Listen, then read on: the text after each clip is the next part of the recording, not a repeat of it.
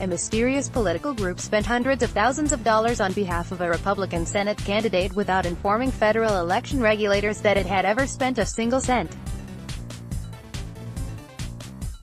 Ohio First PAC finally reported nearly $500,000 in expenditures on behalf of Rep. Jim Renacci's Senate campaign on Friday. But it continued to keep key elements of its operation cloaked in secrecy. The filings it submitted to the FEC do not reveal the identities of the group's donors, just the money it spent. In a campaign finance system that is often defined by its opaqueness, Ohio First PAC's operations stand out for their intense secrecy. Ohio First jumped into the state's Republican Senate primary more than a month before voters went to the polls in early May. Its first expenditure came on April 1, when it began paying the Republican firm Majority Strategies to produce and place ads supporting Renacci's candidacy. The group spent more than $300,000 over the first 3 weeks of April, the period for which it was required to file a pre-primary disclosure report with the FEC. It spent another $160,000 supporting Renacci by early May. But Ohio First didn't file that pre-primary report, which was due on April 26.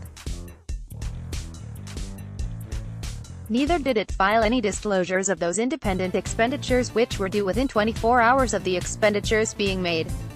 Instead, it waited to June 29 to alert regulators to its campaign activities. The Super PAC is going to have to pay an administrative fine for the late filing of the pre-primary report, and each of the late 24-hour reports would be a separate FECA violation, predicted Brett Cabell, a campaign finance attorney with the firm Ackerman. I'd be very surprised if a complaint isn't filed with the FEC. More practically, the result of its untimely filings was that Republican voters went to the polls in last month's primary, which Renacci won, without access to public records about who is spending money attempting to influence their votes. Voters only now know that a mysterious group was working on Renacci's behalf. But they still don't know who was funding those efforts. Though the belated pre-primary FEC report disclosed more than $300,000 in independent expenditures during the first 18 days of April, it reported no income in that time. Naturally, the money needed to fund those ad efforts must have come from somewhere. But it appears likely that the PAC's vendors provided their services on credit, meaning that Ohio First will repay them during a future FEC reporting period. It is also possible that the PAC's vendors will forgive the debt and effectively provide the services for free, in which case the PAC would retroactively count them as in-kind contributions. Cabell said that sort of scheme could create its own sort of headaches for Ohio First. The Super PAC's vendors are playing a dangerous game, he said in an email. If a complaint is filed, they will have to show that their extension of credit is normal and usual in the industry. If not, it could be construed as an illegal contribution to the Super PAC. You are now subscribed to the Daily Digest and Cheat Sheet. We will not share your email with anyone for any reason. The strategy deployed by Ohio First has been used by at least one other group to conceal its financial supporters ahead of a key electoral contest. Highway 31, a Super PAC supporting Democratic Sen. Doug Jones in an Alabama special election late last year, similarly structured its spending to avoid disclosing the sources of its money. Only after the election was over was it revealed that a handful of prominent Democratic political and interest groups had filled the group's coffers.